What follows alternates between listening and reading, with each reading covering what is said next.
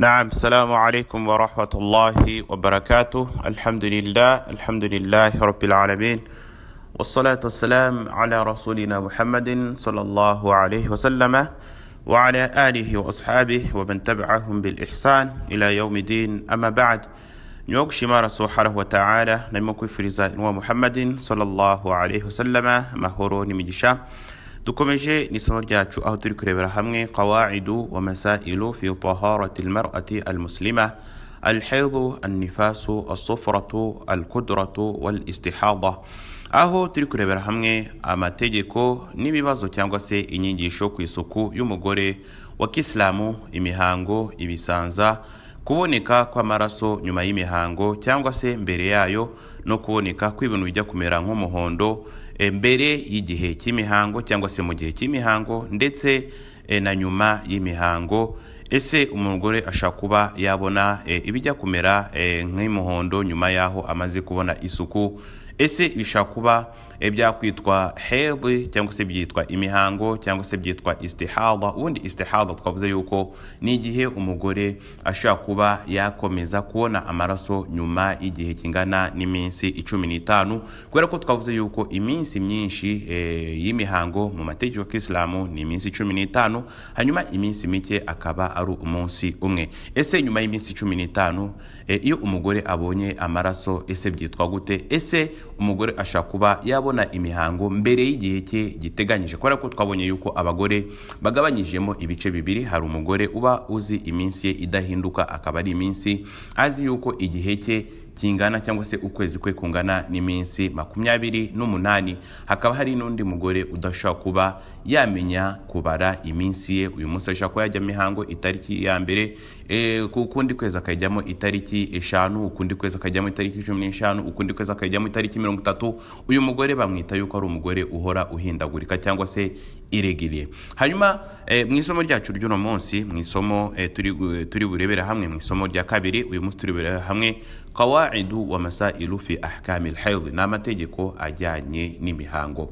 Ese niki Imana subhanahu wa ta'ala yavuze ku mihango, cyangwa se niki inwa ya Muhammadin sallallahu alaihi wasallam yatwigishije mu bijyanye n'imihango? Kubera yuko imihango cyangwa se umugore wa Kiislamu bijyanye nuko Imana subhanahu wa ta'ala yamuremye.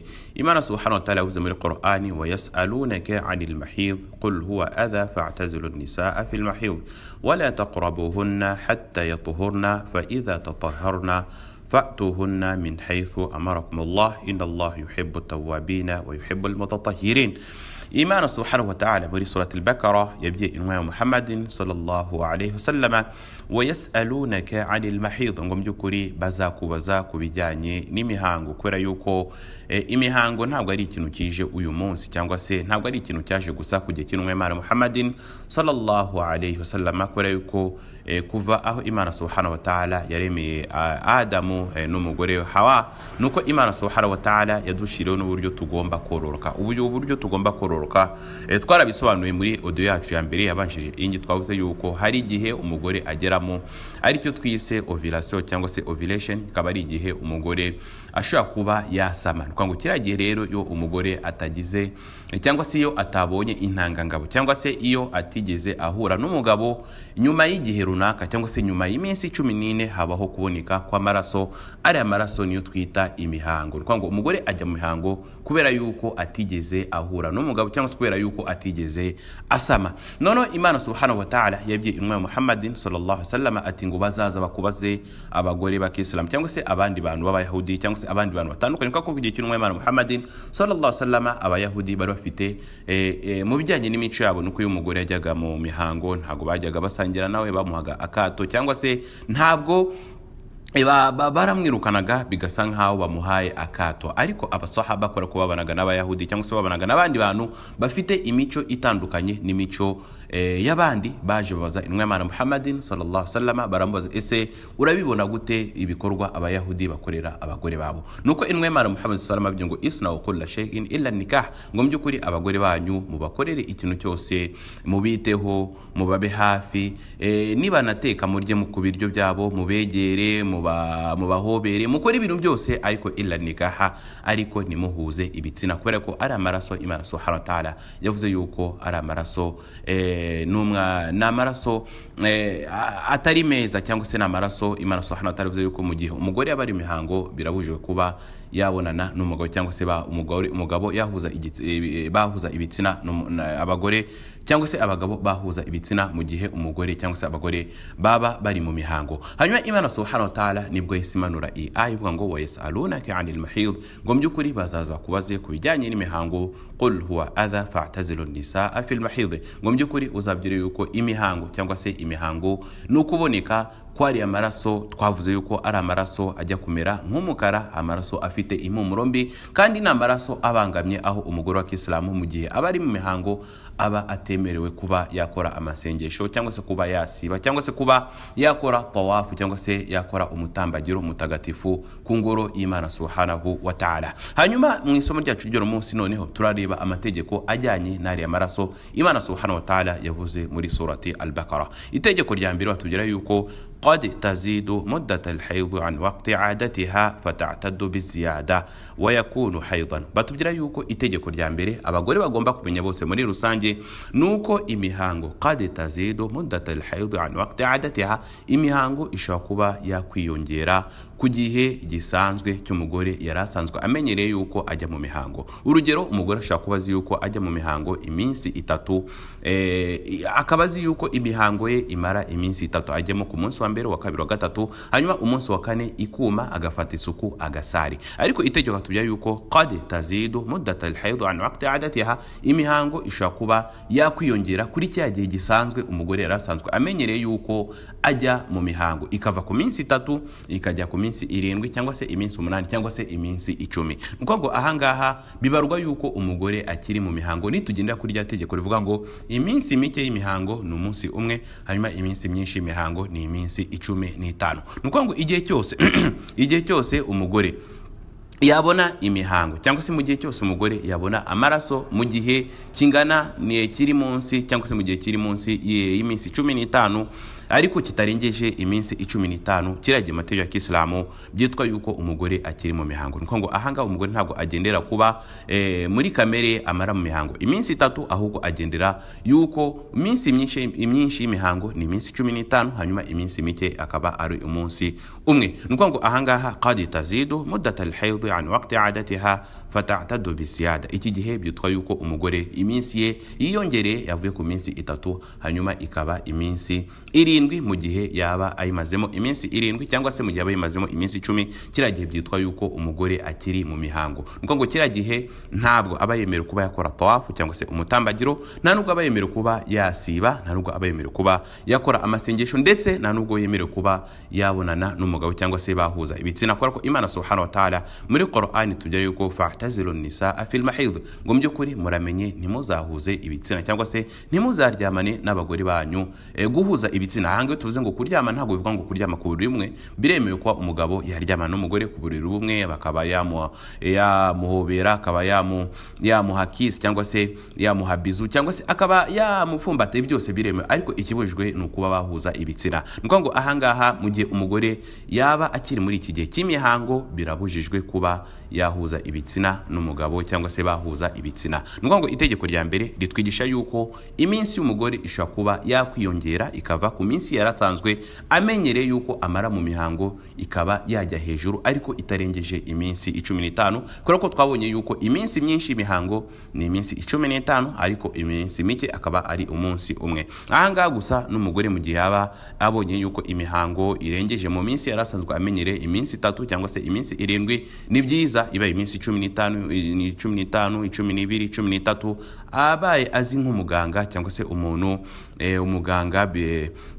ni byiza yuko yagana muganga hanyuma akamubaza, hanyuma akaba yamugira inama. Ariko ahanga mu Islamu byitwa yuko umugore akiri mu minsi y'imihango mu gihe yaba atararenza iminsi 15. Itegeko rya kabiri qad taqsuru muddat al-hayd waqta adatiha fata'tadu bil aqall. Nanone ahangaha imihango ishobora kuba yajya munsi y'iminsi umugore asanzwe amenyereye yuko amara mu mihango. Urugero, umugore azi yuko ajya mu mihango iminsi 5 cyangwa se iminsi 7, ariko ukwezi kumwe akazabona cyangwa se bikajya kwikora akabona ajya mihango iminsi 2. Ngo ahangaha icyo bishatse kutwigisha niki nuko ahangaha umugore adategereza kuba yamara iminsi 7 kugira ngo akore amasengesho. Ngo iyo ajye mu mihango umunsi umwe, umunsi wa kabiri, hanyuma umunsi wa gatatu akabona nta maraso abonye, umunsi wa kane nta maraso abonye, kiragiye iriya minsi 2 yitwa yuko ari iminsi y'isuku. Ngo kiragiye yitwa yuko umugore afite isuku, umugore aroga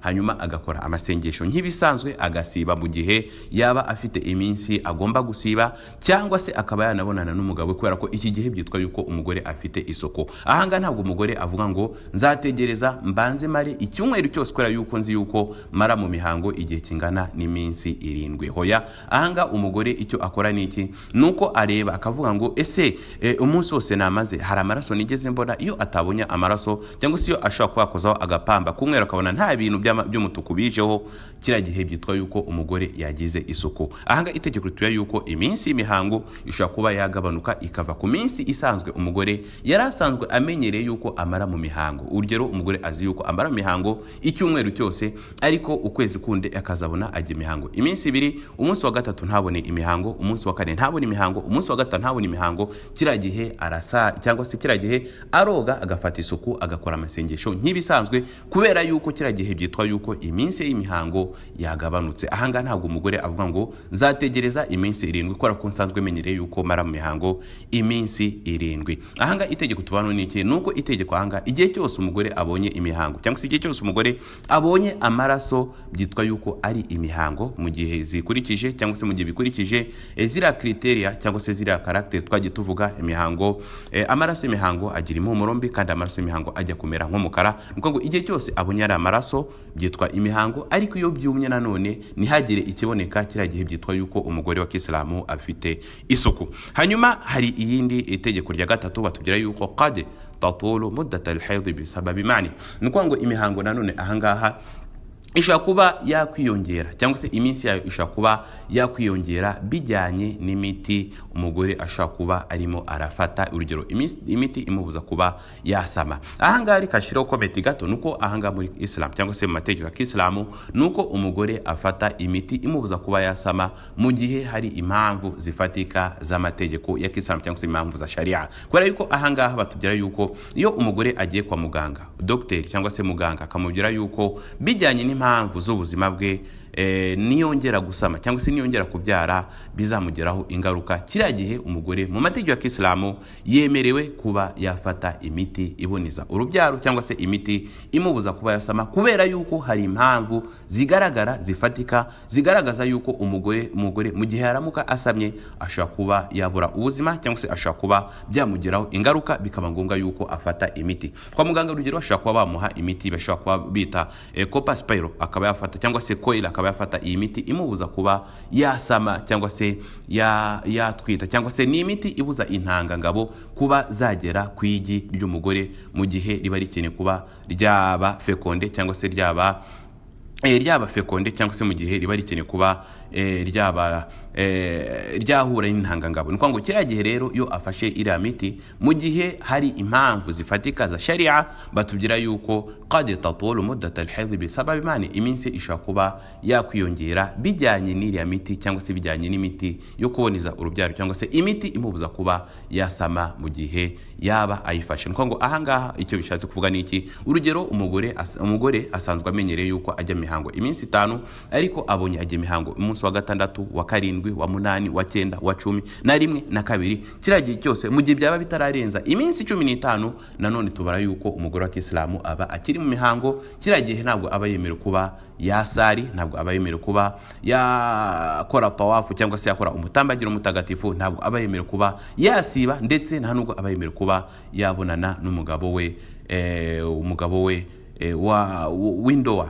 Iyo tuvuze ngo kubona n'umugabo ahanga hari abandi bashaka kuba bafata mu bundi buryo, ubundi kubona n'umugabo tuvuga ahanga ni babandi babyemerewe n'amategeko, ariko babandi batari bakora nikah cyangwa se batari bashyingirana imbere y'amategeko y'Imana Subhanahu wa Ta'ala, ni haramu kuba bahuza ibitsina cyangwa se ni haramu kuba bashaka kuba bahuza ibitsina ko kiriya gihe byitwa ubusambanyi. Ariko nanone n'umugore n'umugabo byemewe n'amategeko hari igihe bitaba byemewe kuba bahuza ibitsina igihe umugore ari mu mihango. Ngo igihe umugore ari mu mihango ntabwo umugabo wa Kisilamu yemerewe kuba yahura cyangwa se yemerewe kuba yabonana n'umugore we. Ngo ahanga itegeko ritubwira yuko iminsi y'umugore nanone ishobora kuba yakwiyongera bijyanye n'imiti arimo arafata yo kuboneza urubyaro. Hanyuma irindi tegeko tubwira yuko qad yataqaddamu al-hayd, imihango nanone ishobora kuba yaza cyangwa se umugore ashobora kuba yabona imihango mbere y'igihe cye asanzwe amenyereye yuko ajya mu mihango. Twavuze yuko ahaga abagore bari mu bice bibiri, hari umugore ukurikiza iminsi ye,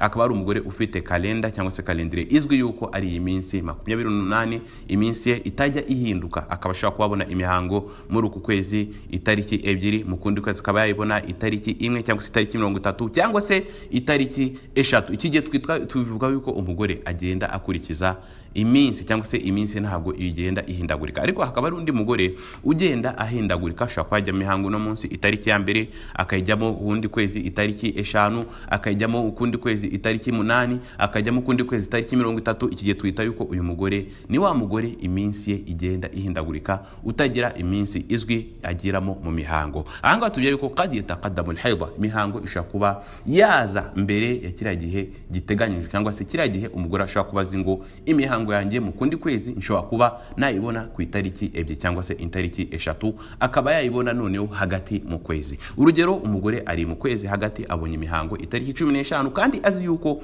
azayibona itariki ya mbere cyangwa se itariki ya 2. Kiriya gihe byitwa yuko imihango yaje mbere y'igihe cyayo, cyangwa se byitwa yuko umugore yabonye imihango mbere yuko igihe cye cy'imihango kigera. Nuko ngo kiriya gihe rero iyo abonye amaraso aba ari mu mihango, cyangwa se iyo abonye ari amaraso twavuze yuko ari amaraso ajya kumera nk'umukara kandi afite impumuro mbi, atari amaraso y'igisebe, kuko amaraso y'igisebe cyangwa se amaraso yandi aratandukanye. Urugero, iyo umugore afashe imiti yo kuboneza urubyaro, hari igihe iriya miti ishobora kuba mugiraho ingaruka akaba yazana amaraso ariko atandukanye n'amaraso y'imihango. Nuko ngo ari amaraso umugore ashobora kuba yabona kubera imiti yafashe kwa muganga, ntabwo yitwa yuko ari imihango. Ariko amaraso y'imihango twarabivuze ni amaraso ajya kumera nk'umukara, amaraso afite impumuro itari nziza. Nuko ngo gerage rero iyo umugore yabonye ari amaraso mbere y'igihe cye, nanone ahangaha ntabwo aba yemerewe kuba yakora amasengesho, nta nubwo aba yemerewe kuba yasiba, nta nubwo aba yemerewe kuba yahuza ibitsina cyangwa se nta nubwo aba yemerewe kuba yabonana n'umugabo we mu bijyanye n'amategeko ya Kisilamu. Nuko ngo ahangaha icyo bishatse kutwisha niki, bishatse kwisha yuko umugore ashaka kuba yabona imihango mbere y'igihe cye yari asanzwe amenyereye yuko ajya mu mihango. Kiragiye nuko ngo nacyo ntabwo umugore aba yemerewe kuba yasari cyangwa se nta nubwo aba yemerewe kuba yasiba, kubera yuko aba yabonye amaraso. Nk'uko twabibonye muri aya, Imana subhanahu wa ta'ala yavuze yuko itegeko nuko iyo umugore yabonye ari amaraso y'imihango kiriya gihe cyose ntabwo aba yemerewe kuba yasari cyangwa se aba yemerewe kuba yasiba, ndetse na nubwo aba yemerewe kuba yahuza ibitsina cyangwa se bahuza ibitsina we n'umugabo we. Nuko ngo ahangaha imihango ishobora kuba yaza cyangwa se yaza imbere y'igihe cyayo gisanzwe kimenyereye. Cyane cyane ahangaha bikunda kubaho ku bagore baba bakimara kubyara, kubera ko bamaze amezi 9 atajya mu mihango. Nuko ngo iyo amaze kubyara rero kugira ngo umubiri we wimenyereze ubuzima bwe busanzwe yari asanzwe ajyamo mu gihe cye cy'ukwezi cy'imihango. Nuko ngo kiriya gihe imihango ishobora kuba yaboneka kabiri mu kwezi. Urugero, ashobora kuba yabona imihango itariki 15, 16 ntiboneke, na 7 ntiboneke, ikazongera kuzaza itariki 30. Ni kimwe n'umwana muto ugitangira kujya mu mihango imyaka 9 cyangwa se imyaka 10. Nuko ngo iyo agitangira kujya mu mihango, imihango ishobora kuba yaboneka itariki ya mbere, ikazongera ikaboneka itariki 15, akazagiye ku yundi kwezi ntabone imihango, ukwezi kwa kabiri ntabone imihango, ukwezi kwa gatatu ntabone imihango, kubera yuko aba agitangira